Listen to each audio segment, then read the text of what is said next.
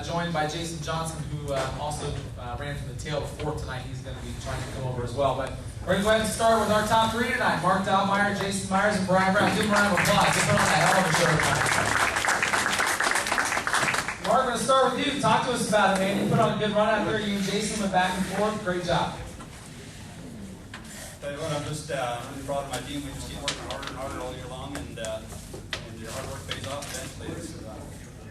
The race tonight was just awesome. We went in tonight and drew a 34 pill, so we're kind of right in the middle. We had a good shot at it yet, and came out with 11th quick, and had to run the wheels off that thing in the heat race. I didn't think I was going to make it out of the transfer, and then luckily we got a red flag or yellow flag, so I was able to catch a Bombasoski in that heat race and get him off the start, and that's what got me into the show, where we could get him the invert and give her heck after that. Hey man, it's just gone by so fast. I don't know, it's kind of a blur, but we started off and I was just maintaining. I saw Jason, he got up front right away, he flew by us and took off, and he got up on the cushion, and I could see he's bobbling a little bit, about 3/4 way through the corner, and that's where I was gaining my time on him. So I just slowly got up to him. I had one shot off a restart where I could have got underneath him, and I hesitated a little bit, and that's what cost me the spot then, and I just kept working at him. And Brownie came up and he gave me a heck of a challenger. We had a good battle going on for a few laps, and I just got on that top rail, and then we got a Charlie Fisher engine under the hood, and that thing just pulls like crazy. So got up to him and then made the slide job.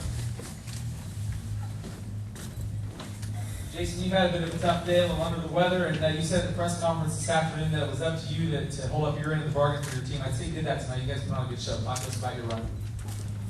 Yeah, I'm really proud of everybody within our team that sticks behind me, even though I might be under the weather a little bit. They stood behind me and gave me a great car tonight. Had a good heat race, and things got to go your way a little bit at the Nationals. And the door opened there in the heat race. We were able to have a good run, and then had a good run going there in the feature. I knew that I wasn't setting a blistering pace on the top, but you don't kind of know when you're out leading what you need to be doing. I knew that fuel was going to be kind of becoming an issue with as many yellows as we had. So, Mark got underneath me there, and I had a shot to turn back underneath him, but I got to get one of those switches in my car. When I pass somebody, the yellow comes out. So I've had that happen to me so many times this year. But Mark made a great run, and at that point I was wondering if he'd gotten a run on the bottom or on the top, or how he got at me. But I tried the bottom for a couple of laps, and we've got a good car on the bottom. If I can get the top to slow down a little bit better, hopefully that'll come into play on Saturday. But the top was still just too quick tonight, not enough